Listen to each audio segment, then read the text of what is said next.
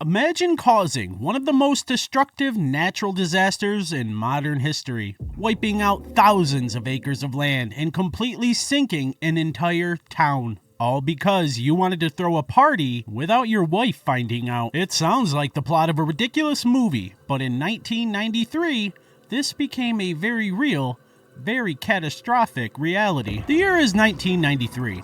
And the American Midwest is experiencing the Great Flood. The Mississippi River is swelling to historic, unprecedented levels. Communities are working around the clock, desperately stacking sandbags to reinforce the levees and save their towns from going underwater completely. Now enter James Scott, a 23-year-old local from Quincy, Illinois. On July 16th, the West Quincy Levee, a massive earthen wall protecting the Missouri side of the river, suddenly and violently gave way. In a matter of minutes, a catastrophic surge of water violently wiped out over 14,000 acres of land. We are talking absolute devastation. 100 buildings vanished underwater. A local gas station actually exploded. Bridges were completely washed out, entirely cutting off travel across the river. But here's where the story gets incredibly bizarre. Almost immediately after the levee collapsed, a local television news crew doing a live broadcast spotted James Scott. He was right there at the scene, acting the part of concerned citizen. On live TV, he told the reporter that he had been patrolling the levee, noticed a weak spot, and bravely tried to move sandbags to stop the inevitable.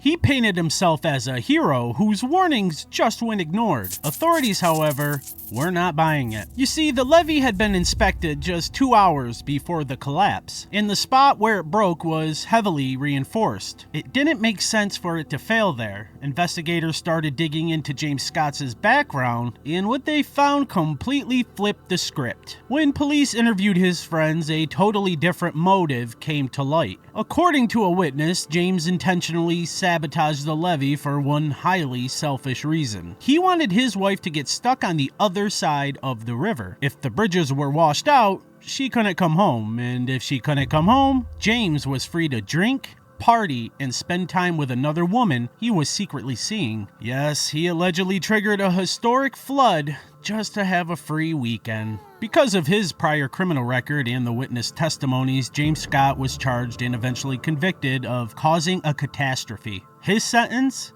Life in prison, making him the only person in history held legally responsible for a natural disaster of this magnitude. To this day, James maintains his innocence. Many experts and locals actually believe him, arguing that the levee simply failed due to the sheer force of the river and gross mismanagement, making James nothing more than an easy scapegoat. So what do you think? Did one guy with a shovel really cause a massive flood just to get away with an affair? Or was he just in the wrong place at the wrong time? Let me know your thoughts in the comments. And don't forget to subscribe, hit that bell icon, check me out on Spotify and wherever you get your audio content, and see you in the next one.